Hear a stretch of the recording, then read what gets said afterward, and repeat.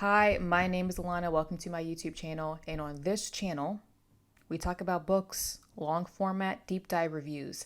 So before we hop into Mansfield Park by Jane Austen, I'm recording this towards the end of April. But I've already got some reading planned up through May, kind of June, already percolating with the July. So these are already going to be my May reads. I mentioned this in a video a few weeks ago. Blueberries by Elena Savage. I'm going to figure out how to weave this in. So tentative. Iris Murdoch's The Sandcastle. Elena Ferrante's My Brilliant Friend. Frost in May by Antonia White. Notes from Underground by one of my all-time favorites, Dostoevsky. People We Meet on Vacation by Emily Henry and the Rosie Project by Simpson, because as we head into the warmer months, I want fluffier reads, so that's why I've got some rom-coms in here. Then this is what I'm percolating with. What is with this? In ballet, side note, in ballet, I tend to do T-Rex hands. Don't do this in ballet, it's bad. Because if I'm struggling with choreography, for some reason I do this. Look at my hair, I look crazy. My fan is on because was like 90 degrees. I'm not even kidding, it's hot. But this is what I'm playing around with for June. So I have Mary Stewart's Madam Will You Talk, Sweet Bean Paste by Sukigawa, and Philippa Gregory's The Constant Princess, which is the first installment of six novels that take place during the Tudor period. These are tentative, percolating. For sure, I will be buddy reading with a friend Lorna Doone by R.D. Blackmore, which is Victorian classic that I don't really see many people talking about. Definitely going to be reading Kudos by Rachel Cusk, and finally wrapping up the Outline trilogy. The Flat Share by Beth O'Leary will definitely be my cozier, just for fun romantic comedy or just gentle romance that I have planned to read. But also really want to try to squeeze in Black Swans by Eve Babbitt, which is a short story collection. There is an entire short story about tango, the dance. And tango is such a fun dance. Argentine tango in particular. There's American tango and Argentine tango that has some variations, but tango is a blast to dance. I think it's so much fun. And then Paul by Daisy Lafarge, which came out last year. And who doesn't want to read a book in June that takes place in the south of France? Seems like a no-brainer. Back here, you can kind of see some other things that are percolating. Q-Teen 84, I want to read in July. I have The Far Cry by Emma Smith because it takes place in India. I'm trying to figure out how to squeeze that in. Tentatively looking at Amor Towles' Rules of Civility, Happy Hour. I'm buddy reading with a fellow YouTuber, Katie Reads, my guy. We're going to buddy read Calvino's If on a Winter's Night, A Traveler Together. Really excited about that. The Old Curiosity Shop by Charles Dickens is actually going to be an audiobook. Charles Dickens novels on audio is always a fun experience. And then Sorrow and Bliss by Meg Mason is tentatively happening sometime August, September, October. I'm going to see how I can fit that in. That is it. Also, Coastal Grandma is back. I talked about Coastal Grandma back in the winter with my oversized knit ribbed cashmere cardigans. Cashmere. Coastal Grandma is back with the sweater draped around the neck in a good stripe. If you are familiar at all with the East Coast of the United States, particular New England prep and Southern prep styles, the sweater off the shoulder is nothing new. People have been doing this for decades. I think it's funny how this is now back in trend because I'm just like, there are certain areas, especially in the United States, who never stopped doing it because it's always been a classic style. But, I'm going to embrace it because I think it's Coastal Grandma vibes. I'm here for it. Let's stop rambling. Talk about, that was awkward. Mansfield Park. by the iconic, infamous Jane Austen.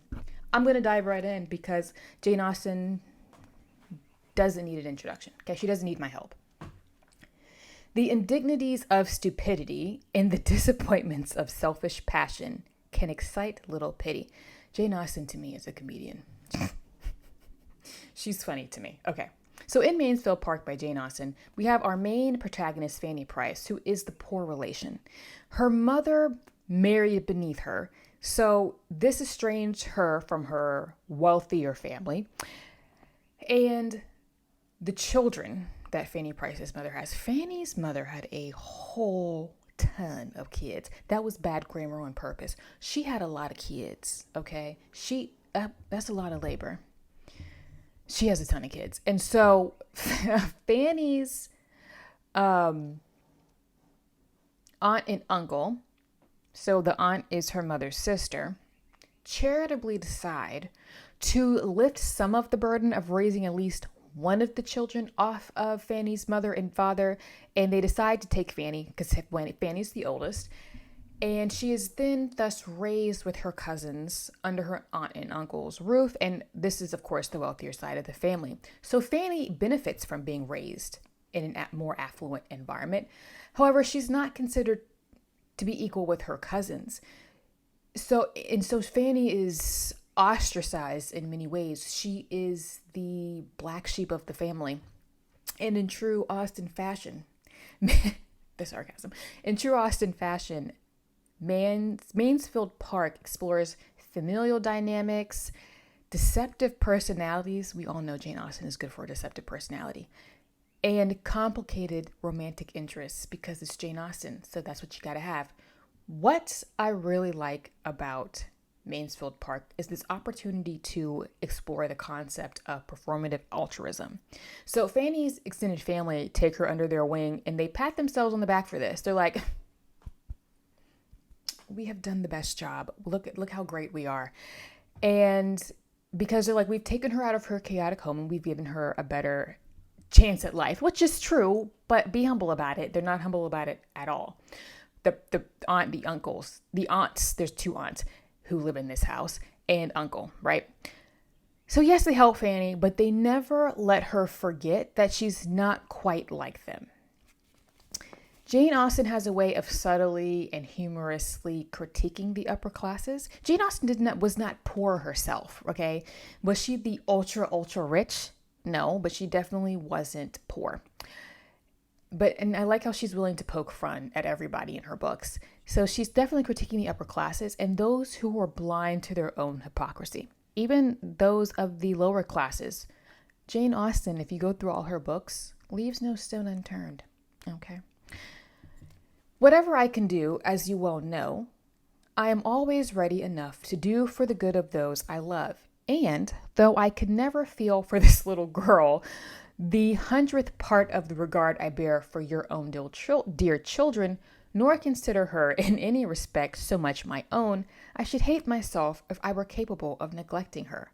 Talk about a backhanded compliment. Like, what a jerk. Oh, we're going to take her in because I know I'm doing good, but poor Fanny, like, she's just not going to be as good as my own kids, and I'm not going to treat her like one. Jerk. Side note, the reason why this made me chuckle so much, especially in the age of social media, is because we see this virtue we see this virtue signaling and we see this performative altruism all the time. I was talking with a friend of mine very recently about this, how people use social media to showcase, oh, I support this cause, look how good of a person I am, but actually in their personal life, they don't care. But oftentimes, these are the same people that will demonize online other people who remain apolitical or silent on certain issues online. But you actually have no idea what somebody's doing in their personal life because they're actually not talking about it. What I actually find really, really irritating is when people will donate to charity and then record themselves doing it. Like, just do the thing and be silent about it. Because at the end of the day, it's about helping somebody else and not getting accolades for yourself. I think that is so tacky. And so we see this online all the time. And that's what Fanny's more well-to-do relatives are doing the entire time. They're patting themselves on the back, but they're a jerk to her. Not all of the cousins. Edmund, the son, the cousin, he's really nice to Fanny overall. He's a little washy here or there, but he's just a little clueless. He's kind of wrapped up in his own head in some ways, but we see this all the time. I've even seen people say, if you don't make a public statement about X, Y, and Z, then you're a bad person. But then you have to say the right opinion or else you're demonized again. It's just mind-blowing to me how dense people are online. You'll see people pressure celebrities to make a certain opinion about something, that whatever the most current event is, right? And then if that celebrity has the wrong opinion, they're demonized. So damned if you do, damned if you don't. And how do you know that this person isn't quietly actually doing charitable work on the side? Some people just some people actually, surprising, shock, horror, use the internet for fun and to actually stop talking about politics. In my former job, when I worked with youth, oh man, the things that sometimes I would experience, and some of the conflicts that would come up that were actually really, really intense, especially if you're dealing with youth who are from the inner city and come from really troubled backgrounds. By the time I get online, I'm not really interested in, I don't have this job anymore. I'm not really interested in people ranting about social issues if they've actually never dealt with a certain demographic at all and have no idea what's going on. They just want to talk out the side of their mouth to make themselves sound up to date, right? But then when people who are actually working in it, sometimes you're like, shut up. So not only that, this segues nicely because Jane Austen is the queen of writing deceptive personalities. I think we see this in all of her novels. So those characters that you initially think are bad are actually better than you perceived. Mr. Darcy is, I think, the best example for this, and one of the most well-known examples of this. And those who seem incredibly beneficent actually turn out to be a wolf in sheep's clothing. Mr. Wickham. If you've never read Pride and Prejudice, you're still not. It'll still be fun to read. You're welcome. Mansfield Park, of course, is no exception. So there are, and I'm not even going to spoil who these characters are. If you notice, I'm being very general in this review about the characters because I think one of the fun things about Jane Austen is diving in and figuring out for yourself who you think is good, who you think is bad, and just kind of going on that ride organically. So there are definitely some characters in Mansfield Park, in Mansfield Park, who are not who they seem to be, but Fanny in particular has an excellent read on who's shady and who's not. Varnish and gilding hide many stains. We have a character who eventually reflects on the personalities of some people that he knows, actually his own children.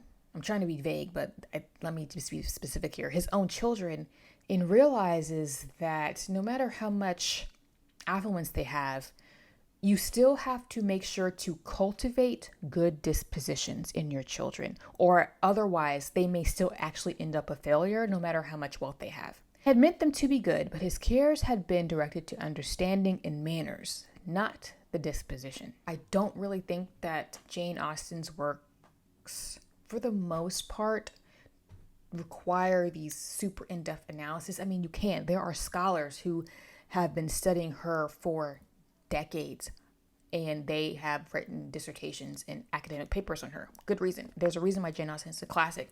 But just reading her for the fun of it, she's one of those classic authors to me that I pick up when I want to read a classic book, but it's not dense. Reading Jane Austen is not like reading even the Bronte sisters or, reading Dostoevsky. Okay.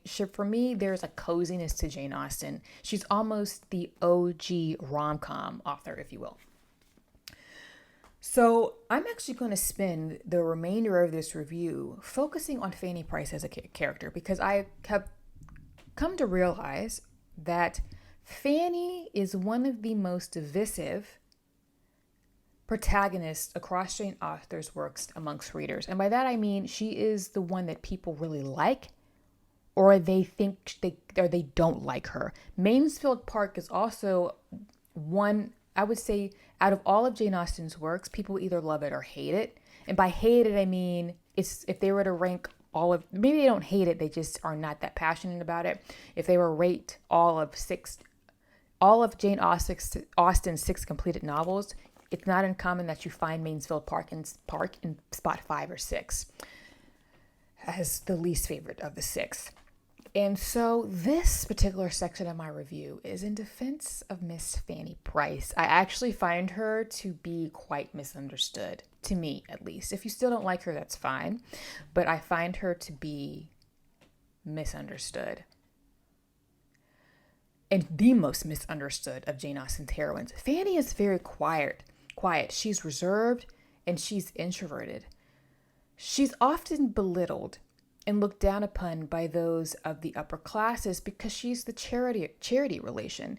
And I've seen a lot of critiques of Fanny by reviewers and readers saying that she doesn't stick up for herself. But there is a reason why she comes across as being a pushover, even though I'm going to argue that she's not. So yes, she is looked down upon by the majority of her, now in a sense, adopted family, but she also can't relate to her nuclear family. She has spent more time with her aunts and uncles and her cousins than she has with her own mother, father, and siblings. And there is a point in this book when she goes back after many, many years to visit her family. But so because she's raised in an affluent environment, her manners have been refined, and she can come across as snobby to those of the lower classes in her own family. She has this air to them as being snooty. You know what's the phrase, like, oh, she's got that person has their nose in the air, the nose is upturned.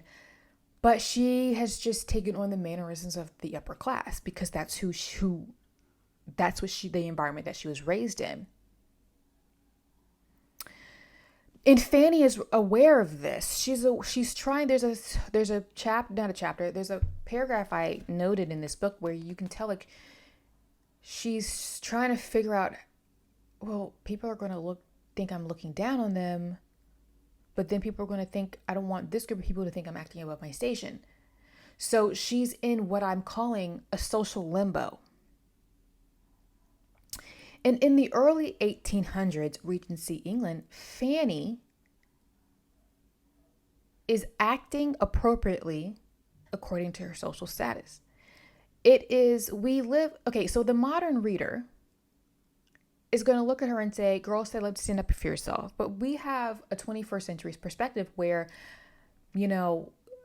women don't have these kind of social restraints. Even men no longer have certain types of social restraints because in most Western cultures nowadays, we don't have this strict social etiquette anymore, according to, whatever the social climate is. That makes sense. We no longer have this restraint that poor Fanny is in the climate that she's dealing with. So Jane Austen wrote a character who's behaving according to her social class. It would be inappropriate for somebody in Fanny's charitable position to snap back at her aunt and uncle, regardless of how wrong or mean they are. She knows that she has to behave a certain way because it's just blatantly inappropriate for her to do this in the early 1800s. She is not an Elizabeth Bennet, who is still of a social class to be able to mingle with the likes of a Mr. Darcy. Even though she is considered poor to Mr. Darcy, she still has access to this type of environment through birth. Nobody's taking her in. She's not an Emma, who is pretty much able to do what she wants and say what she wants because she is the richest tang in town. She's not she's not a Sense and Sensibility. She's not a Marianne, who, yes, grew up very affluent, but then with the death of her father, still has a certain type of social setting, because even though she's now considered poor because the wealth passed to the brother, she still grew up a certain way. So Fanny is not any one of those characters. Fanny is not allowed, in her social position, to be flamboyant, demanding, and attention seeking. She's an excellent example of a product of her time. However, that does not mean that Fanny is weak. Yes, she's quiet, but she's no dummy. Fanny is an excellent judge of character, and I mainly think this is because she spends a lot of time quietly observing other people. Fanny, yes, is mistreated a lot throughout the entirety of the book. People say some really passive-aggressive and snarky things to her that are just flat out mean. And Fanny bears it all gracefully. But there is a moment when Fanny does stick up for herself. There is a scene where she sticks up to her uncle, but she's still polite about it. And I still think in that exchange, she got the shortest end of the stick, but she knows that there's only so much that she can say, but she knows what her limits are, and she's going to stick to her guns. If there's something that Fanny absolutely does not want to do, she will not do it. So here are some quotes that I'm going to use to kind of back up these different character traits or these different elements of Fanny's personality. So here are a couple of quotes that I picked out that show that Fanny is a reserved person due to her social status. Her failings were very acute and too little understood to be properly attended to. Nobody meant to be unkind, but nobody put themselves out of their way to secure her comfort. She was so wholly unused to confer favors, except on the very poor, so unpracticed in removing evils or bestowing kindness among her equals, and so fearful of appearing to elevate herself as a great lady at home, that it took some time to determine that it would be unbecoming in her to make such a present. So, again, Fanny knows where she sits in society according to the hierarchy, and she knows that she has to act accordingly. Fanny is also an introvert, and introverts typically, I'm actually, believe it or not, an introvert myself. I'm not shy. Fanny is shy. I'm not shy. It's a common misconception that introverts are shy. No, we just need more time alone than amongst other people. Lots of social interaction is very draining. That's all it means. But is there a correlation often between shyness and introversion? Yes, but it's not all the time. But Fanny is shy. She doesn't like attention, and she's introverted. And she doesn't mind spending time by herself. In fact, she prefers it. She was not often invited to join in the conversation of the others, nor did she desire it. Her own thoughts and reflections were habitually her best companions. Introverts can relate to that. Oftentimes, when you are a person who lives in your own head and the world inside your head is way more exciting and intelligent than small talk. And so, I don't know about you, I'm a person, I hate small talk. I hate it. If it's a dumb conversation, I'll walk away. I feel my IQ dropping. I'll walk away and just go sit with a book. It's not because you want to be rude. It's just, it's almost physically uncomfortable. I hate small talk. When I first started working, short story. When I first started working, and I mean, I'm like young, my college and my teens, right? First starting to get job experience. I hated the small talk in the morning that happens in the office. What do they call it? Water cooler talk? I was like, people do this? Oh, this is horrible. It's so funny. My supervisor recently, he was like, oh, I thought you were a morning person. I was like, are you kidding? I can get up in the morning, no joke, no problem. It's the conversation that typically happens in the morning that I find to be just mind-numbingly dull. So Fanny, also being an introvert and being shy, she doesn't like attention drawn to herself. You seem almost as fearful of notice and praise as other women were of neglect. Here are a few quotes that show how Fanny is a character and a female during this time who sits in social limbo. I wish I should wish to see them very good friends, and would, unto account, authorize in my girls the smallest degree of arrogance towards their relation. But still, they cannot be equals. Their rank, fortune, rights, and expectations will always be different. I am not going to urge her, replied Mrs. Norris sharply, but I shall think her a very obstinate, ungrateful girl if she does not do what her aunt and cousins wish her. Very ungrateful indeed, considering who and what she is. Mrs. Norris, side note, can get wrecked. Mrs. Norris is horrible. She's one of Fanny's aunts, and Mrs. Norris can get wrecked. Okay? Throw the whole Mrs. Norris away. Don't like her. Jane Austen also just knows how to write these detestable characters. Oh, she's so good at writing a character that you love to hate. As for society in Portsmouth, that could at all make amends for deficiencies at home, Portsmouth is where Fanny is originally from, there were none within this circle of her father's and mother's acquaintance to afford her the smallest satisfaction. She saw nobody in whose favor she could wish to overcome her own shyness and reserve. I know a few people in the Bookstagram community. We've talked about Fanny when I posted this review, and some people say that they felt like Fanny comes across as being a little bit self-righteous and snobby, and I can see how that can be interpreted from that quote that I just read. But again, you have to remember that Fanny is an introvert. Fanny is one, and she's shy, so she is not going to open up to people just because. She is not a social butterfly.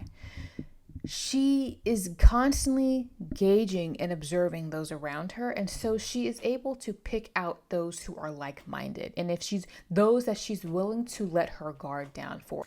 And then we have Fanny as a good judge of character. I cannot think well of a man who sports with any woman's feelings, and there may often be a great deal more suffered than a stander-by can judge of. So yes, there are some love triangles in this book. And so Fanny, there is a person who focuses in on Fanny in particular, and this guy is a player. And Fanny sees him for what he is at the very beginning. And so after all this observing, and Fanny does not badmouth this person at all, but she's very blunt, especially towards the end, saying, no, this is the type of person that this is, and I'm sorry, I cannot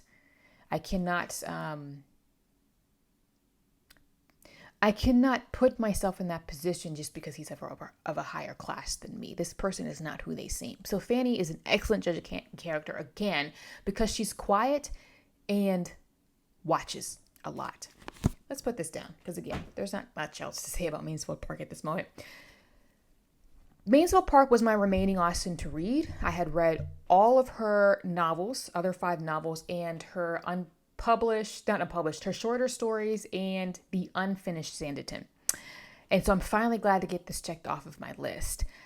I don't really have much else to add regarding this book, because Jane Austen is one of those book or authors where there is just an abundant amount of commentary that's out there. And what's been said has pretty much already been said.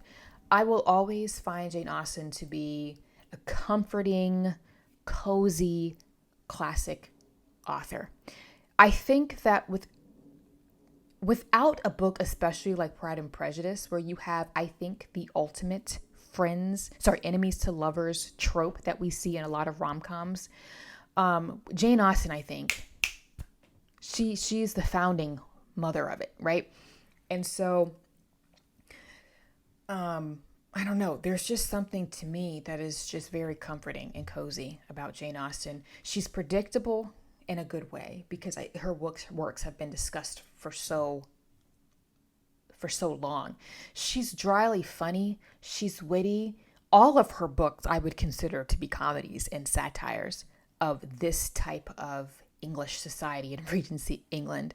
She has a really great understanding of how people interact with other people, especially in specific social spaces. It's just, and I will say that she is one of those classic authors that the more I read her, the better the more I have my appreciation for her grows. So it took me a while when I first started reading classics and when I first read Pride and Prejudice.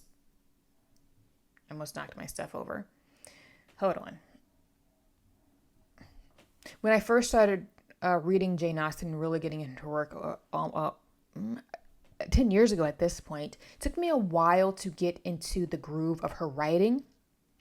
But I will say that the more I read her, the more sense she makes. She is definitely one of those authors you have to read and I think reread again as you get older. She just gets better with time. And so now that I have officially read all of her 6 novels, starting next year, I'm going to start rereading her novels, starting with Pride and Prejudice. I haven't read Pride and Prejudice in 10 years, and it is way overdue. I don't know. At this point, Emma is my favorite Austen. That book to me was laugh out loud funny. But we'll see. I haven't read Pride and Prejudice in over 10 years. Granted, Pride and Prejudice, the Keira Knightley and Matthew McFadden, 2005/6, is my favorite Pride and Prejudice adaptation because I find it to be more creative with how they try, because they only have less than 2 hours to pack this in. So they made some really interesting creative and cinematic decisions in that movie that I still think the essence it's just, that movie is actually very, very smart. But I've analyzed that movie to no end because how certain shots of certain animals, certain scenes, certain imagery, they're telling the story with just 1-2 second image of a pig. I kid you not. The pig in at the opening scene of that Pride and Prejudice 2005 is highly significant because they only have 2 hours to tell a story instead of 6 episodes. So there you go. So we'll see. Pride and Prejudice might actually end up on top. We'll see. I'm going to stop rambling. This is a long video. I gave this one a 4 out of 5. Not my favorite Jane Austen, but I didn't dislike it. And I really enjoyed Fanny as a character. I chuckled a lot throughout this book, and I'm really excited to go back starting next year and reread Jane Austen, starting Pride and Prejudice. What is your favorite Austen? Are you a fan of Austen? I know some people who aren't necessarily a fan of Austen, and I know people think that that's almost a sacrilegious thing to say, but I actually can get why some people don't get on with her. But I enjoy her. Is she my favorite classic author? No. You know I like grit and grime, but when it comes to wanting comfort and coziness, Jane Austen is a classic author I go to. What is your favorite Austen novel? What's your least favorite? And do you agree with me about Fanny Price or do you disagree? Please feel free to leave me a comment below. Feel free to like and subscribe. And if you want to follow me on Instagram, where I get up to more bookish shenanigans and all of my book content goes live there first, link is down below. I'll see you in the next one.